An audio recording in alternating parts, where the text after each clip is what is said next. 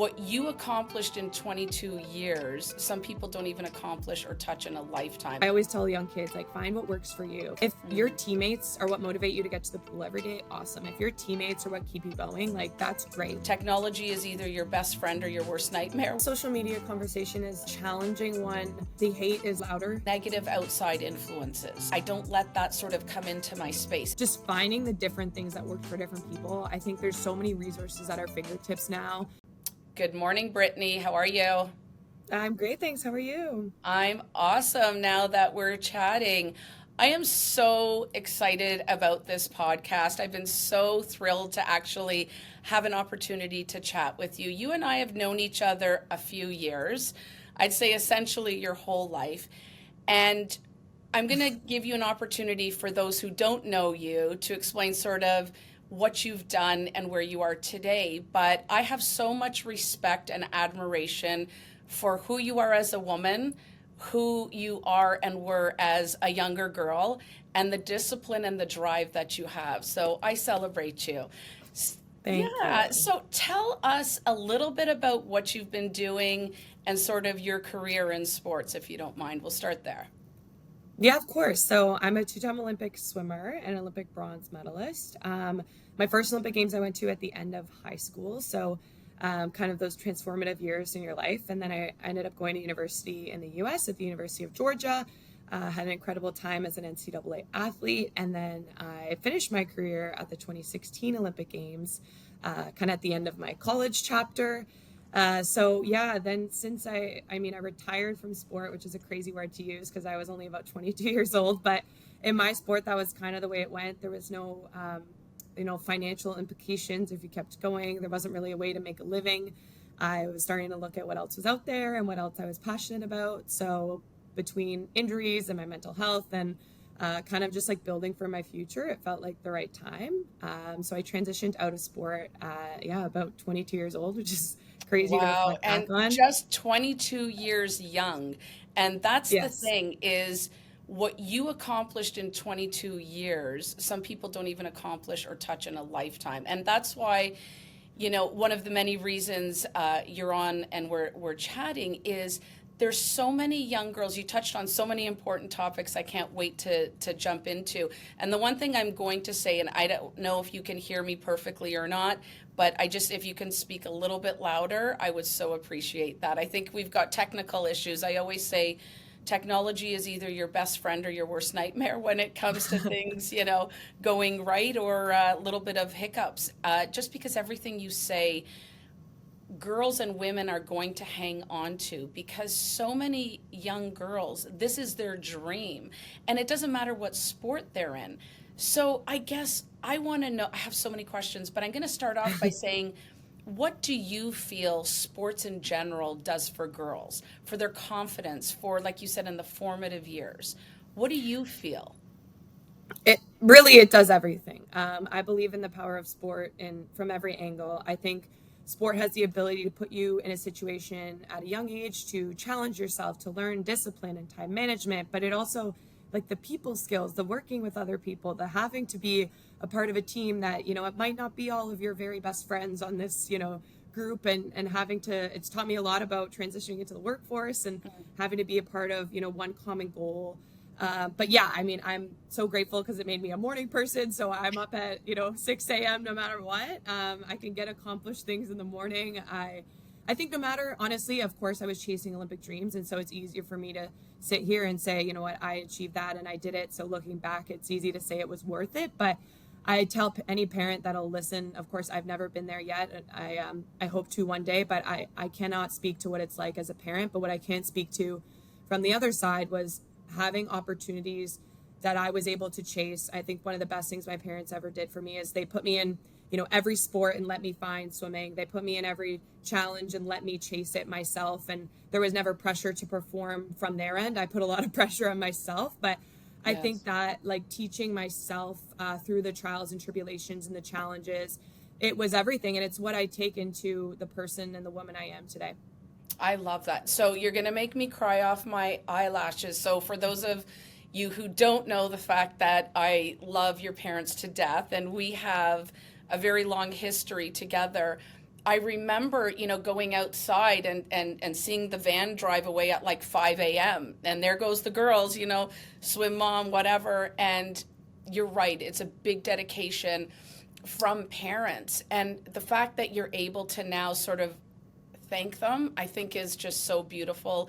And again, speaks so much about the type of person that you are.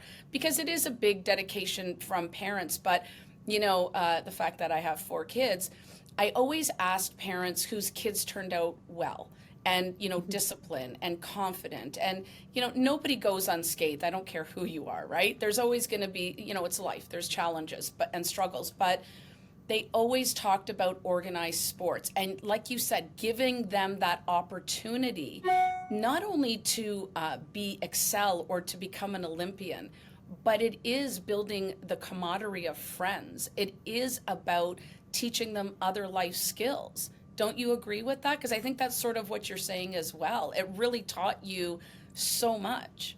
Yeah, and I think, like the discipline is one thing to say, oh yeah, you have to, get up and work hard, but it was expected of us to show up to every practice. And so to have to learn that at 13 and 14 years old. And I remember, my parents, one day I would be having, a bit of a breakdown because of an injury, or I was going through something and I was feeling challenged. And my mom would just say, well, why don't you don't have to go to practice? Or like, even right before the Olympic Games one day, she told me, like, you just quit. And I remember saying, I was like, Mom, I'm not going to quit. But in that moment, she wanted me to see, like, I am her daughter first and the athlete second. And I had these dreams that I was chasing, but it was up to me to chase them. And they knew as much as I could be supported, I had to make those decisions on my own. And as in terms of working with other people, and especially when I was a full-time student athlete, like I chased both Olympic dreams as a full-time student. So having to balance the, chaotic life of a college athlete, a university bound athlete who I had a minimum course load I had to hit every semester. There was no taking the easy way out. There was no, slacking off for a few months. Like it was constant and you had to keep up with it or else there was really no other option. And, I was going to take notes. I'm like, forget it. Because everything you say, I hope those that are watching are going to hang on to some of these words. Having the boys in rep hockey, I see and I've witnessed parents being so incredibly hard on their children, and they come out in tears and they come out probably hating the sport, quite frankly, because there's so much pressure.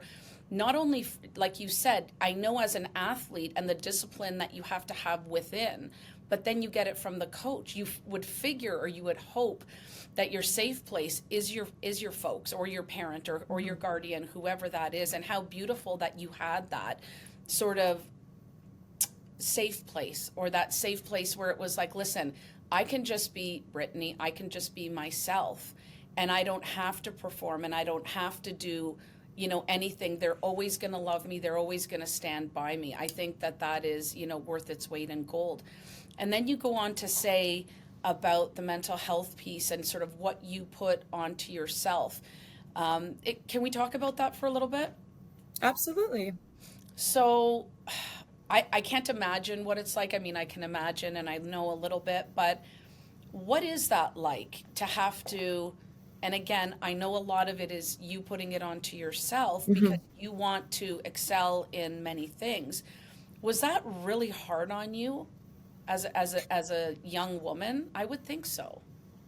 Yeah, for sure. And my journey through my mental health has been, a roller coaster, as most of ours is. I think, again, talking about back to family, I've always been in a space where it was safe to talk about within our family and our household. And for that, I'm really grateful. But I think with me, it was actually later in my career, which often is the case for a lot of athletes. It's almost like by the time they realize something's wrong, it's almost too late in that sense. Not that it's too late to ever, move forward, but it's once you've already struggled and once you're in the thick of it and once you're at that, like some sort of bottom or hitting kind of a plateau.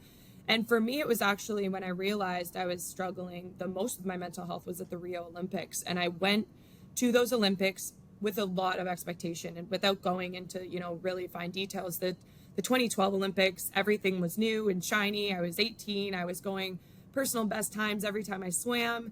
My older sister Heather was at the Olympics with me. We were riding this like absolute high, and I hadn't really been through a ton yet in the sport to knock me down. I hit my first really serious injury right after that, and the next 4 years in between were heavy, but they were filled with other success, and then for that I'm really grateful. By the time Rio came around, I was in the best shape physically I've ever been. I was what I thought was more prepared than I've ever been. But I cared so much about what I knew I was capable of achieving that I think there's this balance for a lot of athletes on how badly you want to succeed and fearing failure. And it's a very fine line, because you can have these expectations in your mind of what you know you're capable of, and it starts to push down on you of, okay, like if I wanted more than anything to be an Olympic medalist, and I thought it could happen in potentially four different events that I was going to swim at the Olympics. And the very first day, I started my first race and something just felt off. And I later, 5 days later, I ended up winning a medal in the relay, but it was not the way I envisioned it. I was incredibly physically sick at the time, and I think my body had just completely given out on me. It held it together. Again, this is for a whole other chat down the road. But in what I wanted to kind of finish with in this moment, once I realized I was struggling the most was when I held my Olympic medal. And I so vividly remember I called my mom that night, and I saw them. Luckily, they were there cheering me on, which was great. But I was holding my medal, and I remember looking down on it, and this was the one thing I wanted my entire life. I mean, you say entire life, but I was only 22 years old. And so you're chasing something that you think is going to present you this value and this purpose. And then I looked at it and I was like, yeah, this is special, but it didn't give me the satisfaction that I think I thought it might. And it didn't, change who I was. And it didn't bring me this unsurmountable amount of joy. It was. And so I think I said to my mom in that moment, I was like, Mom, I don't think I'm, and not that everyone has to feel elation at a medal, but I was like, Mom, I don't think I'm doing very well, like mentally. And I remember she just said, she's like, no, you're not, but I needed you to get there on your own, kind of thing. And like, of course, we're here to help you all the time, but it was up to me to kind of come for okay, I need some more help. And I was always in and out of seeing different therapists and working on my mental health. But I think that was my like aha moment of saying like, I can't hold this together too much longer riding the wave that I'm currently riding. Wow. And I can't hold my tears together for this whole episode. I don't think either, because how profound, like you said, it is your entire life. And, it doesn't matter how old you were, you wanted it, but that was your moment where it's like, okay, I made it. I did what I wanted to do. Like you said, not exactly the way you envisioned it, but that was the moment. And so having that profound moment, did you come to realize, or did you know at that point it wasn't about the external influences? So whether it's the medals, the accolations, the awards, the press, it was really about how you felt inside, right? Was that the moment, or did you say, look, I don't know what it is, but I need help? The fact that you said you needed help, as I said, I wish and I hope anybody listening can do the same, because it's life-changing, I would assume. And again, everybody has something. We all need help. Sometimes, people need more help than others at different stages in our lives. But the fact that you were able to reach out. So was it at that moment that you realized you needed to do something inside, or you just realized, I did it and I still don't feel better? Yeah, I think it was like two sides to me. One was acceptance of the achievement, because I think when I went home, a lot of everyone's hard on themselves, but especially athletes that you're so goal oriented and numbers are all very finite, and exactly, you can compare yourself to a previous version of yourself very easily. And so when I was going through this, I remember coming home and I had this Olympic medal now, and everyone wanted to celebrate me, and that was such an honor. I was overjoyed at the amount of support I had, but it was an internal struggle of like, well, I feel like I failed, and now all these people want to celebrate my achievement. And I was going to this Olympics thinking like I could come home with a couple medals, and I wanted to set all these personal best times and leave feeling good about myself, and I just didn't. And so from a results-based standpoint, it was that I changed my mentality to allowing this support for sure, but then also instead of looking at this Olympic medal of, okay, it was that one moment, because that one moment to me didn't mean what I wanted it to. I looked at it as my career as accumulation. I looked at it as everything I worked for. I looked at it as, you know, all of those little records along the way and those moments that, you know, slip through the fingertip or the cracks if you don't hold on to them. I was able to full circle. I looked at my career and said, I earned an Olympic medal doing what I did. Now, on that day, did I feel like a proud Olympic medalist? Probably not. But every year that goes by, every young kid that gets to hold my medal, every time I share kind of my journey or my story with other people, it gains value. And so for me, I was able to flip the script on that specific kind of moment. But then on the big picture, of course, I was like, okay, this is a really good time. I'm starting a new chapter in my life. I think I started a different therapy program. I kind of checked myself into a new mentality of like, what does, like, being more intentional, I guess, about my mental health journey, because it was very easy for me to put it to the side. And I decided, you know what, this can't sit on the side any longer. And I wanted so badly to be one of those people. Swimming gave me everything. I knew this was probably the last competition of my career. And so I wanted more than anything to leave on my own decision, my own terms. And in doing that, I wanted to be able to continue to stay involved in the sport and to be able to continue to impact athletes. And I knew if I left it hating it and left it resenting it, I wouldn't be able to do that. And so it was really important to me to start right away of changing that mindset around, to realize everything I had been through, it made sense. It lined up. I mean, unfortunately, everything about mental health never really makes sense, but It doesn't, I don't think in the moment it does, but yes. you know, you touched on, you know, I'm sort of scribbling notes here, say, you know, you talk about mindfulness. And like you said, I love the fact, and this is so incredibly important to athletes, especially, is to sort of look at the small wins.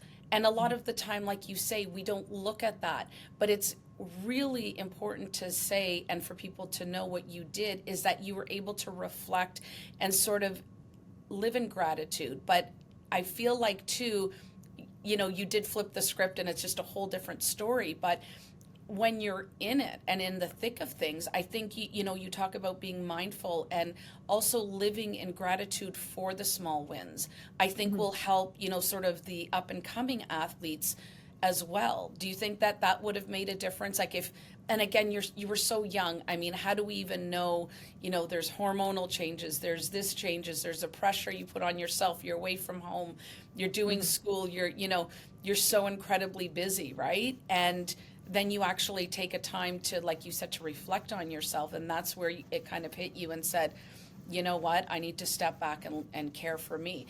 But do you think, like, just sort of giving tips to the up and coming younger athletes, do you feel that sort of living for those small wins is a really good thing that they can do? Yeah, and I constantly kind of, that's how I got through a lot of injuries and smaller hurdles in my career, because it is so easy to get weighed down by yeah, like I tore my labrum in my shoulder, and so you're riding, and I did that right after the Olympic Games. So talk about riding that high, and then you're kind of brought down to reality. And every day can look very minute if you let it, I think. And you know, going to do therapy and rehab and going through I did the same exercises every day. And I always say that I have no idea if those shoulder exercises are what made me better, but what I do know is that I had to be able to look back and know I did those exercises every day and I put myself in a position to get healthy.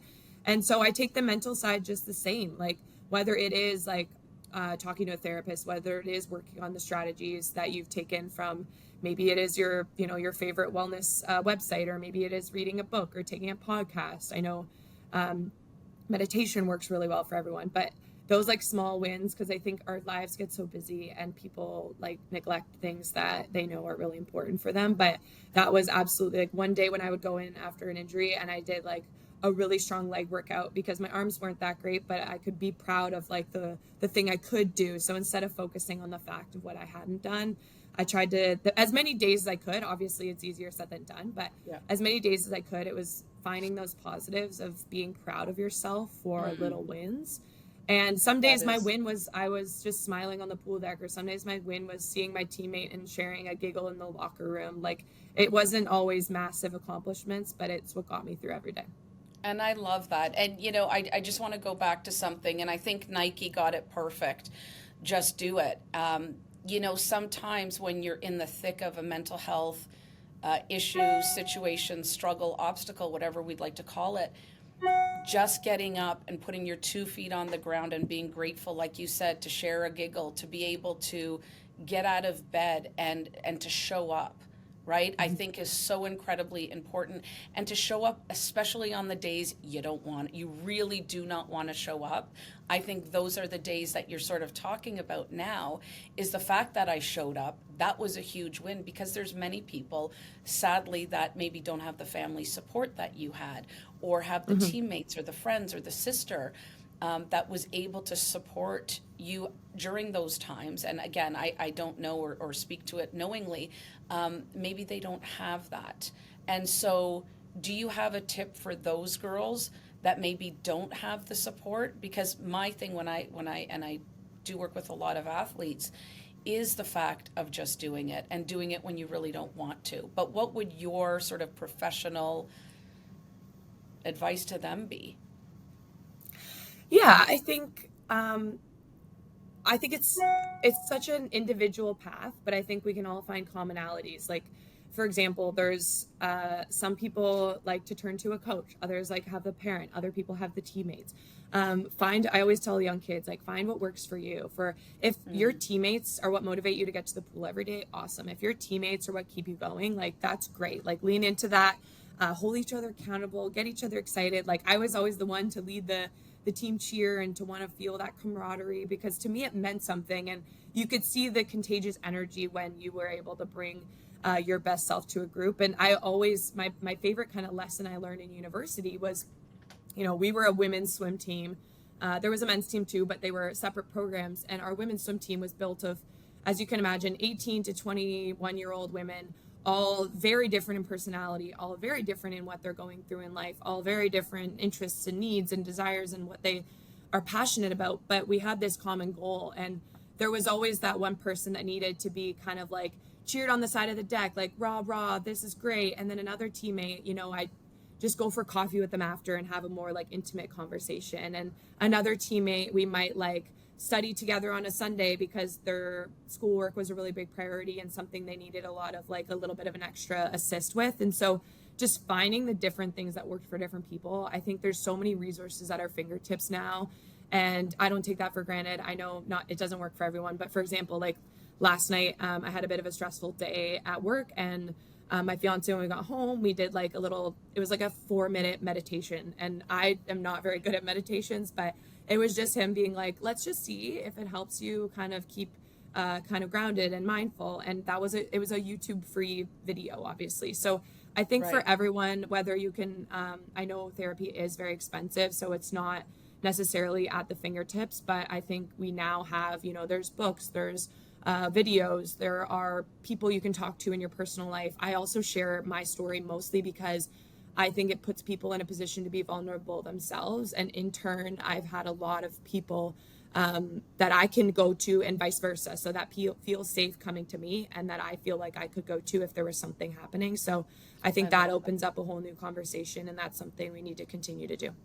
Absolutely. I think this is like a 5-part series, because you touch on vulnerability. And I think being vulnerable, in your wellness journey is key. And as Brene Brown, who I love immensely, she sort of has it down to a science and everything that she studied. And I think, like what you said, being vulnerable, but also getting the support. We do have a ton of resources. You're right. It's extremely expensive, but there are things that you can do. But so you're saying, really, the tools in your toolbox, whatever they may be, find out what works for you. And I Hmm. love the tips on like the free YouTube videos and whatnot. That's awesome.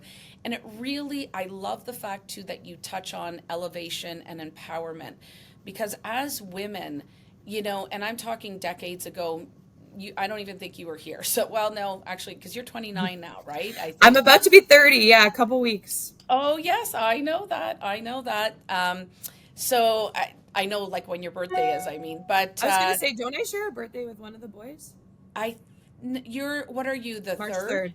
Third, yeah, and no, so Oh, okay. and because Heather's April 1st, so I think Yeah. it's the April 3rd one. It's just same Gotcha. days, Okay. different, Fair whatever. enough. So yeah, close. We're all in the same thing.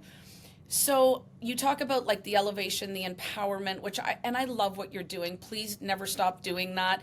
I know you're passionate about it, and we so need each other as women, and girls, I know a lot of them look up to you. I'm going to ask you two quick questions because sadly our time is coming to an end, and I know you're super busy, and I really do appreciate your time.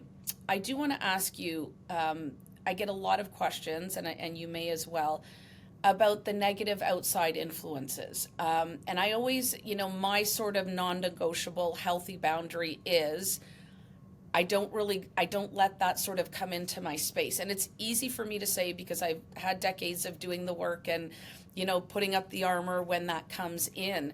But as a young person, as a younger person, and I got to be honest with you, it still sometimes can take an effect on you because you're out there doing these great things. And, mostly I'm sort of alluding to social media, and it's so sad what it's doing to girls and to our future athletes and to our future leaders.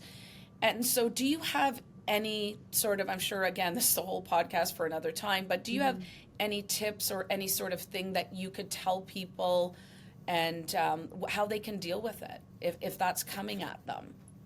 Yeah, I think the social media conversation is a challenging one from my end because when I was in those transformative years of my life, it wasn't quite there yet. It wasn't necessarily on the platform that it currently is. I mean, I think I was in university when Instagram became a thing, and so there wasn't this access to the comparative culture I think that we're currently seeing right now, especially in young girls and young women.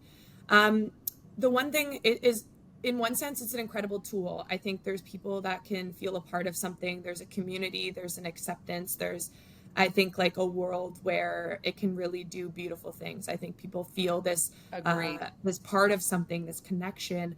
I could, share something on my socials, and someone on the other side of Canada or in another country could be like, wow, that really, made my day. And so the potential within it, I think, excites me. The good in it, good in it, of course. And there's always good in it. I'm more sort of alluding to the negativity because there's so much. And talk about mental health. I do a big thing with Bell Let's Talk, and a lot of it is sort of how they're receiving these messages, and they're not nice messages, right? No. Because back in the day, you'd get bullied, let's say, in the schoolyard, and then you got to come home, and that was your safe haven. When you've got one of these, and it continues to go on, I can't imagine. So I think speaking to it, I think the hate is always louder. I think it always feels heavier. I think just from I'm really passionate about like kind of holding my moral compass. So for me, whether it's like a challenge at work or a challenge with an individual or something I'm going through, I always come back to I show up the same person to you on this call, to my partner in the day, to my colleagues in the office. Like, I just try to present myself in the same way I'd want to be presented. And I think all we can do individually is continue to show up as that version of who we would want to be and how we would want to be treated.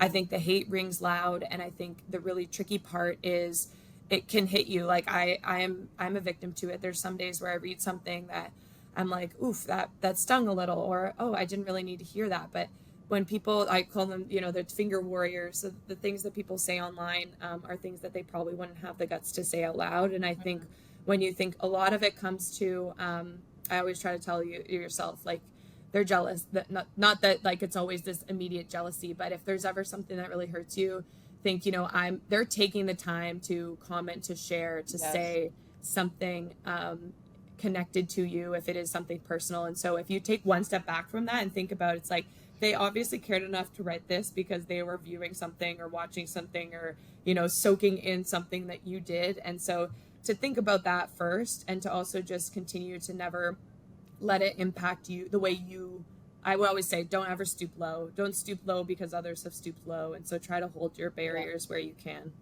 And that is so important. Gary Vee sort of said something that stuck with me many years ago. And he's like, don't lead. Like, first of all, I don't give it any attention, but it's easier said than done sometimes. But you kind of have to lead with empathy. And that's what I tell a lot of my clients and people that come to me, is that if you lead with empathy, to think that person took 30 seconds or 5 minutes or 2 hours out of their life, their precious life, to actually give you something negative. Can we just, like you said, flip the script and say they must be really hurting internally? Yeah. To actually say that, and that is what has really helped a lot of people. But I love the fact about your moral compass, know who you are, know how you show up. And I think a lot of that, though, comes with experience and comes with age. It's hard for young people, and I think just to continue to talk about it is so incredibly important, and the fact that you advocate for all of this. So sadly, we have to sign off in a moment, but I'm going to ask my ever-loving question. You know the title of our brand, I Am Unbreakable. I'm just going to ask you, when you think of the word unbreakable, what does that mean to you? Truly, to me, it just the opportunities are endless. The ability to chase dreams is never ending. I think when I was young, like I said, I reached the pinnacle. I achieved my lifelong dream at 18 years old, and I think sometimes, you take that one step and be like, oh my gosh, that's amazing. But then the rest of my life, it's a little bit of like, now what? And so having to start life in a whole different perspective, since I've been on the other side, no longer an athlete, I think continuously keeping that mindset of chasing dreams, of knowing I'm capable, of knowing I deserve a seat at the table, of knowing there's nothing that I can't achieve if I set my mind to it. Obviously, if you want to become a doctor, you need a degree in the right space. And if you want to be an engineer, you need, but like, for me, truly, in my career standpoint, to me being unbreakable, and in my personal life, like I can just continue to push, I can continue to chase, and knowing that whatever feels heavy in one individual day will feel light the following. And so always know that perspective will ground you back to where you need to be. I love that. And you know what? You are so beyond awesome. And I want to sum up, make sure I got it right. I think what you're really saying as well is resilience, because when I look at you and I see your career and what you've accomplished, I see courage, I see resilience, I see fearlessness, but I also see mindfulness and the ability to have an open mind, which is absolutely beautiful. Thank you so much. I can't tell you how much I appreciate your time, and big love to you. And we will hopefully have part 2. Of course. Thanks, Adrian. Thank you. Chat soon.